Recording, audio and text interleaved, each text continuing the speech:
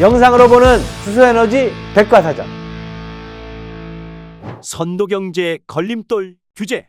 2020년은 대한민국이 선진국으로 인정받는 영광의 해였습니다. 유엔경제총회인 웅크타드는 대한민국을 195개 회원국 만장일치로 개발도상국에서 선진국으로 올렸습니다. 웅크타드는 1964년 창설 이래 개도국을 졸업한 나라는 대한민국이 처음이라고 밝혔습니다. 우리나라는 식민지 지배를 받은 나라 중에 독립 후 경제성장과 민주화를 동시에 성공시킨 유일한 국가입니다. 1950년 우리나라는 1인당 GDP 약 $60, 수출 경쟁력 세계 85위에 낙후된 나라였습니다.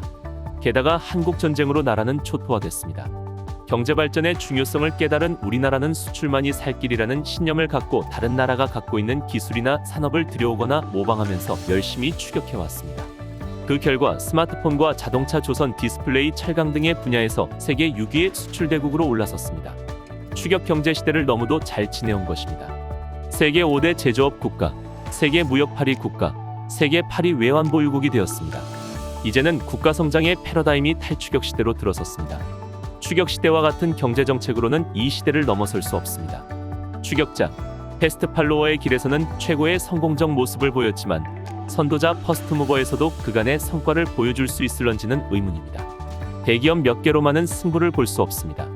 재료, 부품, 소재 산업이 복합적으로 발전해야 선도 경제를 이끌 수 있습니다. 이를 위해 대기업과 중소기업 간 공정한 생태계 조성을 위한 길에 나서야 합니다. 강력한 기술력을 기초로 중소기업이 튼튼히 한국 경제의 밑받침이 될 수 있어야 합니다.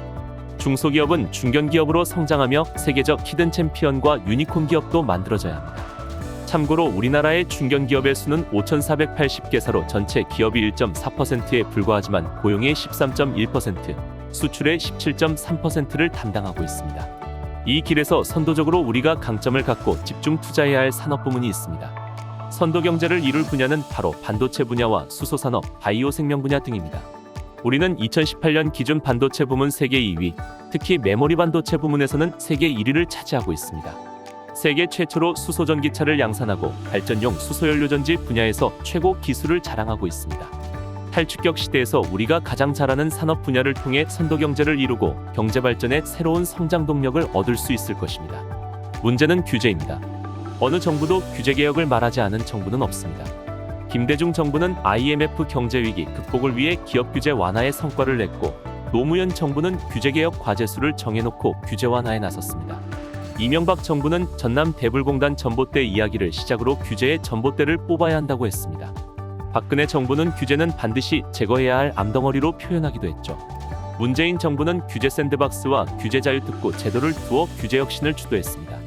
윤석열 정부는 규제 혁신 최고결정기구로 규제 혁신 전략회의를 두고 대통령이 직접 회의를 주재하며 핵심 과제를 신속하게 결정하겠다고 선언하기도 했습니다. 그러나 현장에서는 규제가 너무 막강하다는 불만이 계속되고 있습니다. 정부의 규제는 크게 가격, 독점 방지 등을 위한 경제적 규제, 보건, 환경 등에 관한 사회적 규제, 행정적 규제로 나눌 수 있습니다. 규제 개혁을 말할 때는 주로 경제적 규제의 완화와 독점 규제나 사회적 규제는 강화하는 방향의 규제를 의미합니다. 모든 규제가 없어진다면 환경오염이나 사회적 양극화 등의 심각한 사회적 문제가 발생할 것이기 때문입니다. 만일 오폐수 처리의 기준이 없어진다면 생활폐수, 공장폐수로 환경은 완전히 망가지고 말 것입니다. 문제는 규제의 방식입니다. 규제에는 포지티브 규제와 네거티브 규제 방식이 있습니다.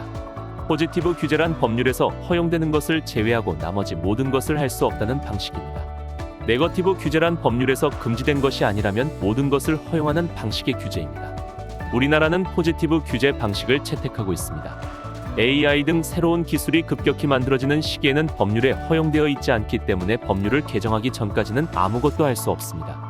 네거티브 규제로 바꿔야 한다는 목소리가 높게 나오는 이유입니다.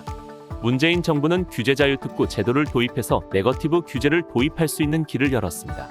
윤석열 정부는 한 발 더 나아기 글로벌 혁신특구 제도를 도입했습니다. 에너지와 모빌리티 분야에서도 규제 개혁은 위력을 발휘합니다. 폐플라스틱 열분해유를 석유정제 공정에 투입하여 저탄소 친환경 제품을 생산하는 과정에 샌드박스가 적용되었습니다.